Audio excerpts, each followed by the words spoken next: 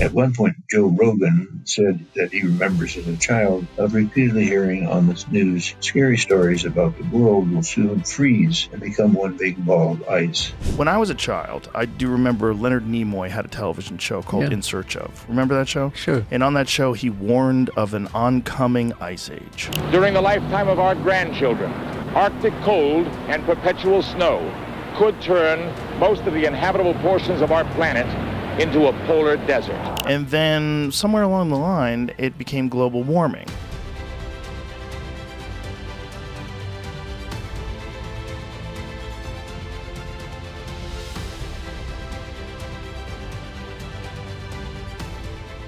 This is Climate Debrief, brought to you by the CO2 Coalition.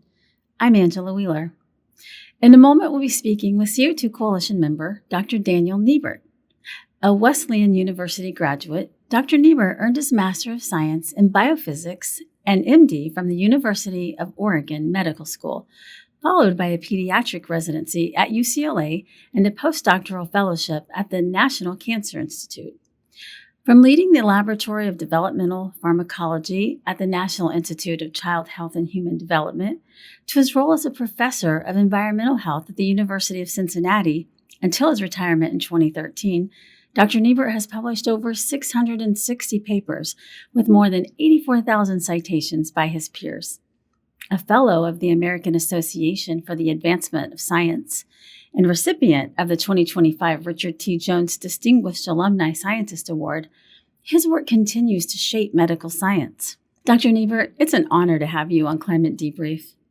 I touched upon a bit of your impressive background in our introduction, but I would love to have you provide some details. Thank you. After primary school in a small farming community near Portland, Oregon, I was awarded a full scholarship to Wesleyan University in Middletown, Connecticut. This was followed by 5 years at the University of Oregon Medical School. Consequently, over a period of 8 years, I had obtained the BA, MS in biophysics and MD degrees. I then completed pediatrics internship and residency at UCLA before entering the military service for my obligatory 2 years. Fortunately, I spent those 2 years as a postdoctoral fellow in the National Cancer Institute in Bethesda, Maryland, instead of Vietnam. I was then hired by the National Institute of Child Health and Human Development in 1968, where I spent the next 21 years heading a laboratory of developmental pharmacology and genetics of drug metabolism. Besides being board qualified in pediatrics, I also became board qualified in human genetics. In 1989, I joined the University of Cincinnati College of Medicine and Cincinnati Children's Hospital as professor, where I continued until retirement in 2013.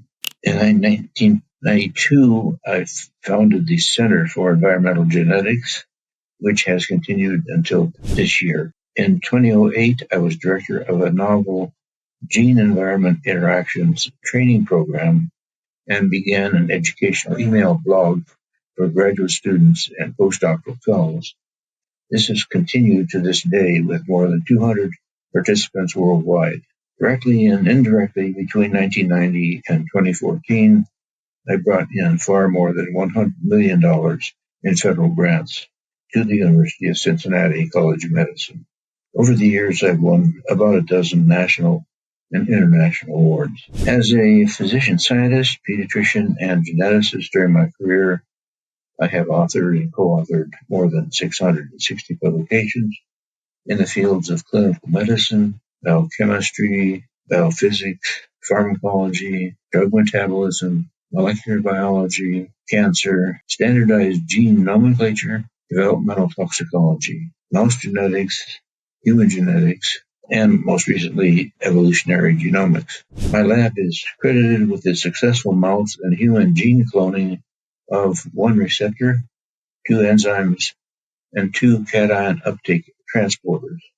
All of these knockout and knock-in mice and cloning constructs are now being shared with drug companies that are trying to find breakthrough treatments involving common as well as numerous rare clinical disorders.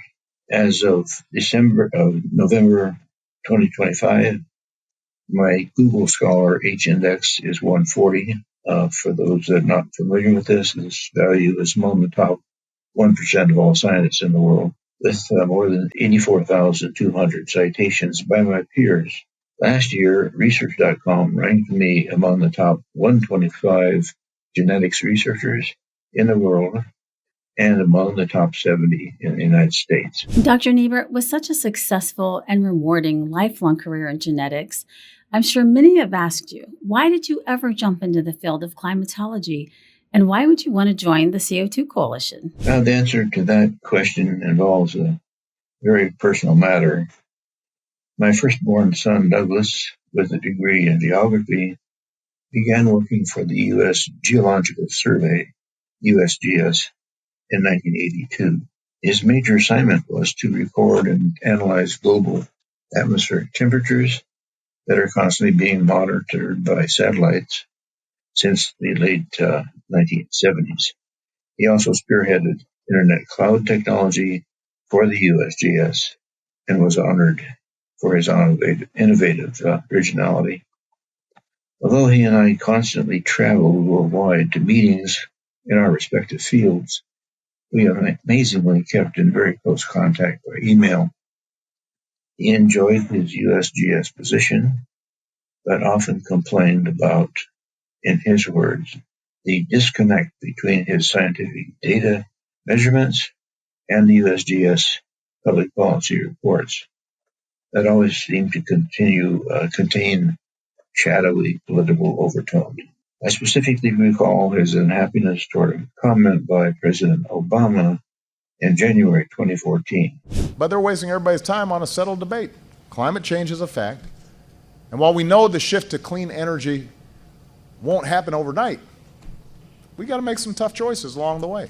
Since the early 1990s, I had begun writing op-ed articles in several newspapers describing this disconnect between solid climatology data and politically slanted climate science. If my article was a particularly good one, I would share it with Doug. When I asked Doug why he didn't write an op-ed article for a newspaper about this disconnect, he cited the 1939 Hatch Act, which limits certain political activities of federal employees.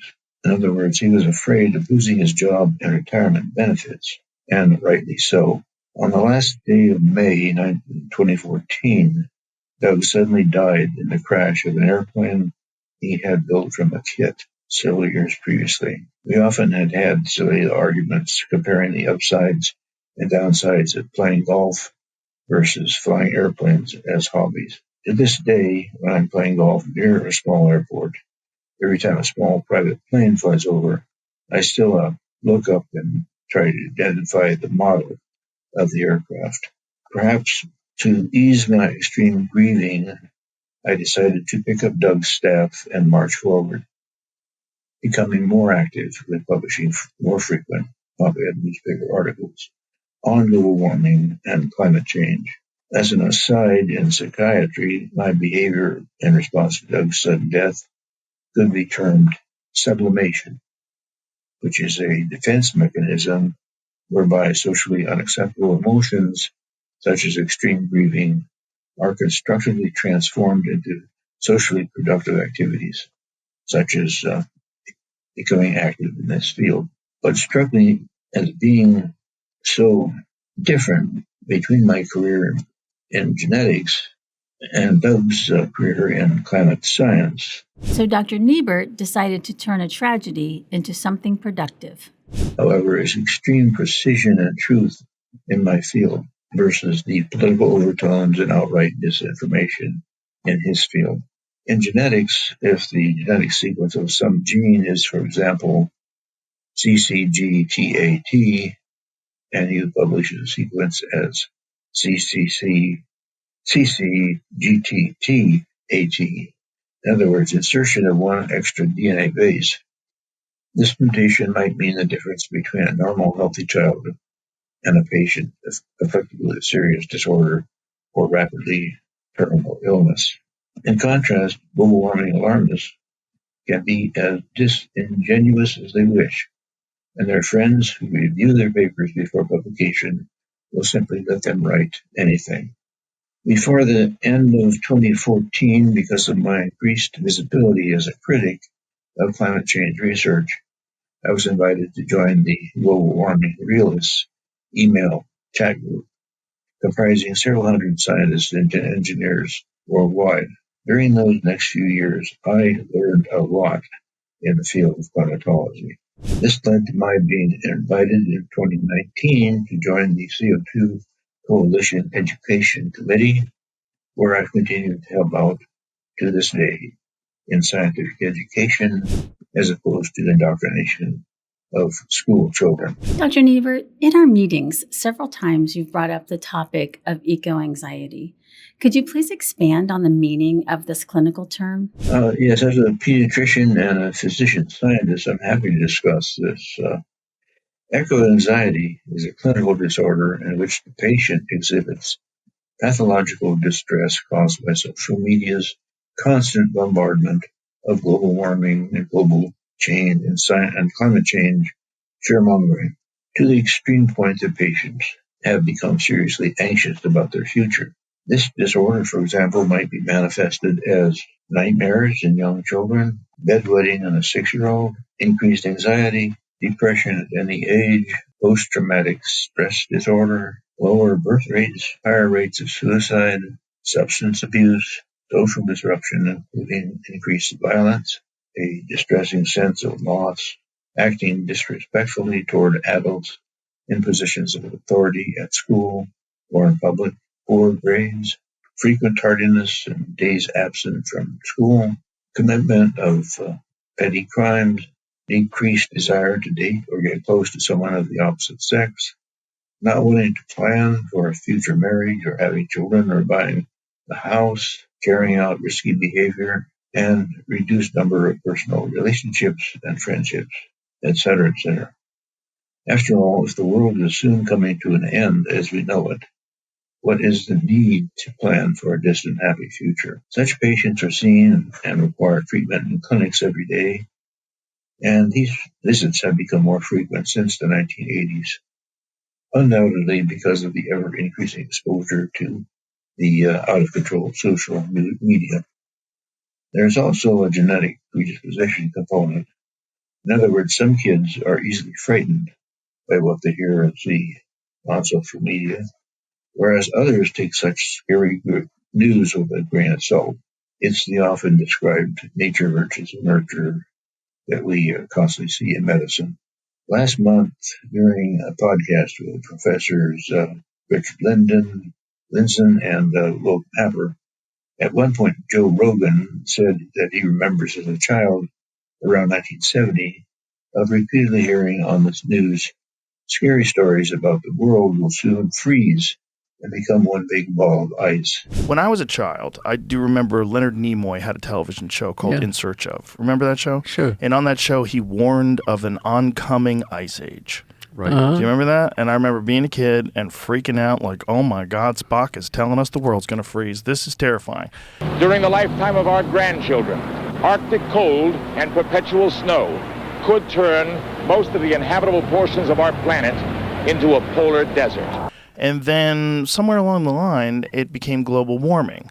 The global cooling fear-mongering of the 1970s then changed by the 1980s to global warming fear-mongering, which continues to intensify today, undoubtedly because of the constantly increasing bombardment by social media of world catastrophes happening now or predicted in the very near future. I recall the 1918 comment by the American journalist, critic, and satirist H.L. Mencken. The whole aim of practical politics is to keep the populace alarmed, and hence clamorous to be led to safety, by menacing them with an endless series of hobgoblins, all of them imaginary.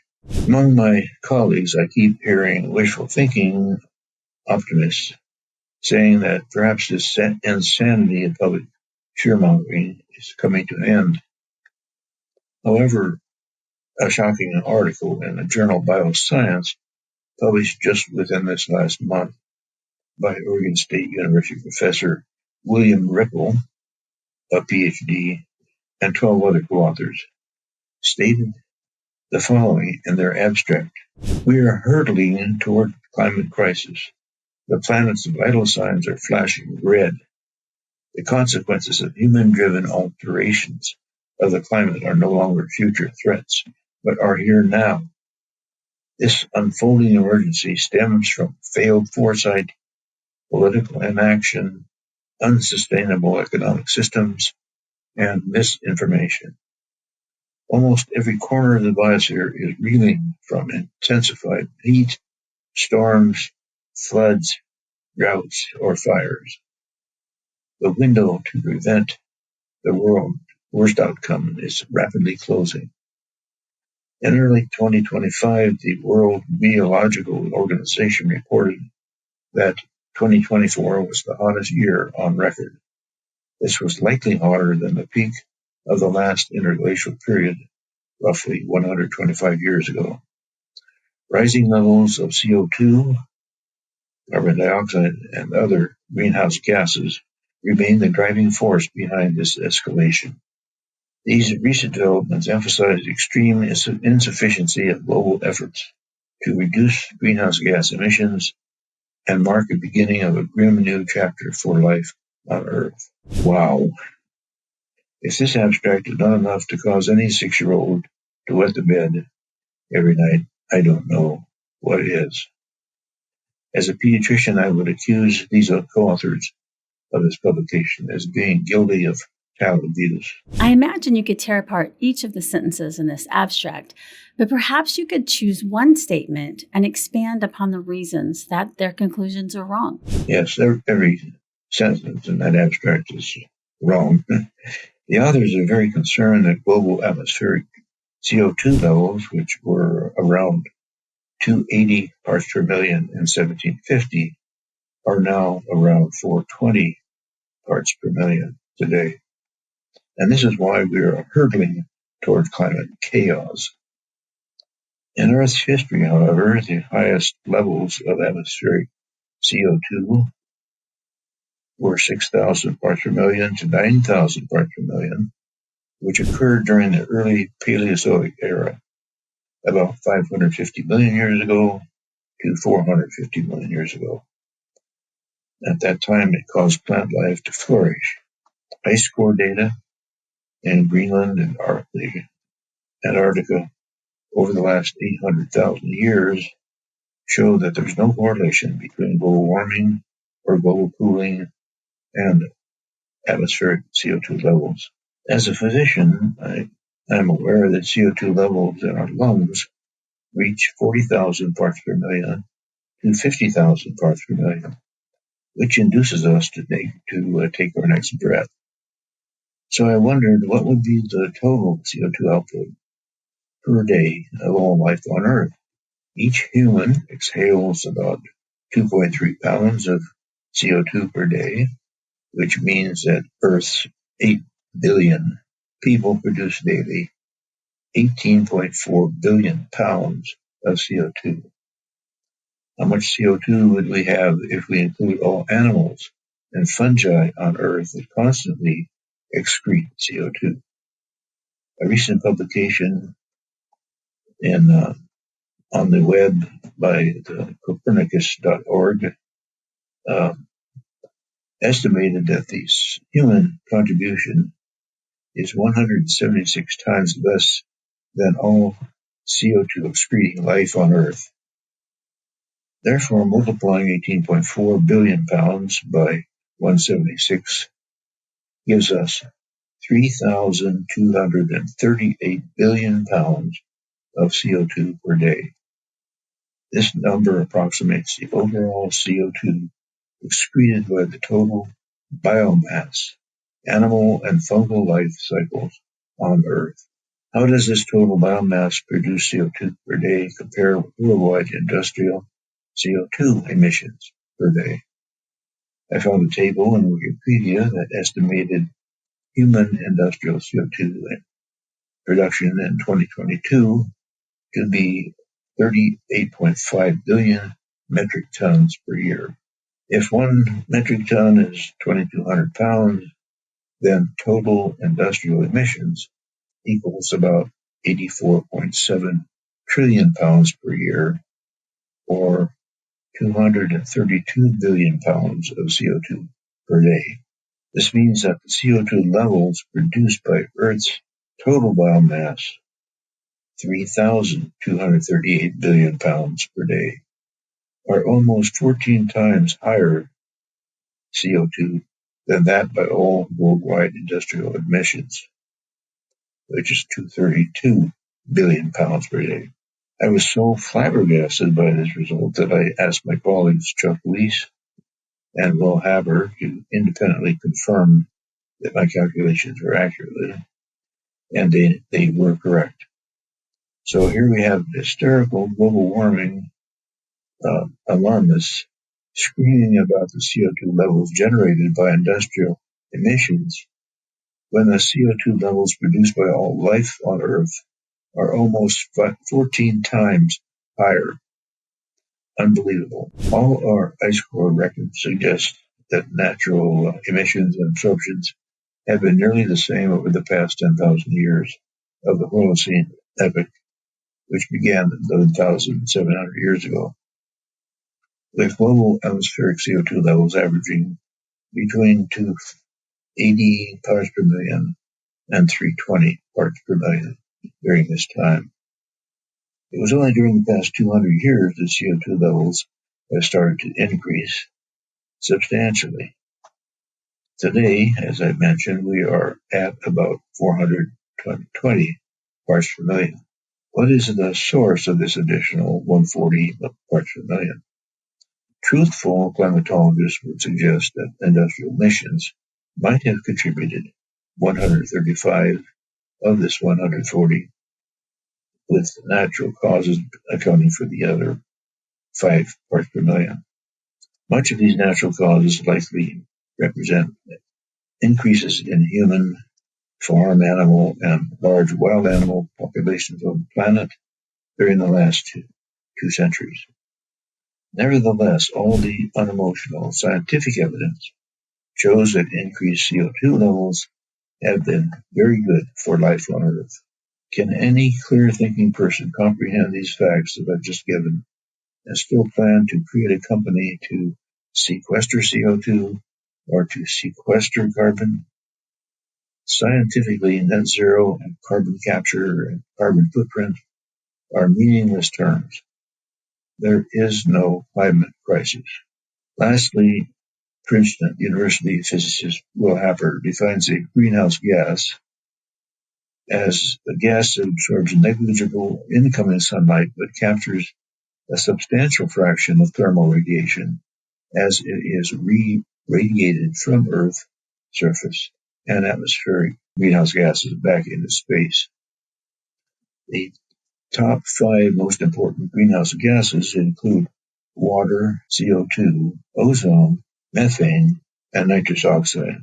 The gases of nitrogen, oxygen, and argon, comprising 78%, 21%, and 0.93% respectively of Earth's atmosphere, show negligible absorption of thermal radiation and therefore are not classified as greenhouse gases. Water vapor, for example in clouds, exhibits at least 10 times greater warming effect on Earth's temperature than all other greenhouse gases combined. In other words, clouds and water vapor have a larger impact than human industrial output. If you try to confirm these facts on the internet, good luck. Out of every 10 hits on any climate topic, you'll be lucky to find 1 or 2 sites with truthful scientific data among a flood of disinformation. This reminds me of a poster on the door of a nearby middle school classroom where my second-born son teaches. There is a poster of Abraham Lincoln with the caption, "Don't believe everything you read on the internet." It is advice that Abe Lincoln surely would have offered today had he lived to see the rise of this global warming quasi-religion. Dr. Nebert, this has been a very enlightening discussion. Thank you for taking the time to share your expertise and experience on Climate Debrief. Thank you for watching. The Climate Debrief podcast is funded by listeners like you. If you enjoyed listening to this episode of Climate Debrief, please like, comment, and subscribe. We read all of your feedback. If you are interested in finding out more about the CO2 Coalition and its mission, visit our website at co2coalition.org. Our host and executive producer is Angela Wheeler. Production by Ethan Audie and Scott Wheeler. Technical production and editing by Joseph Von Spakovsky.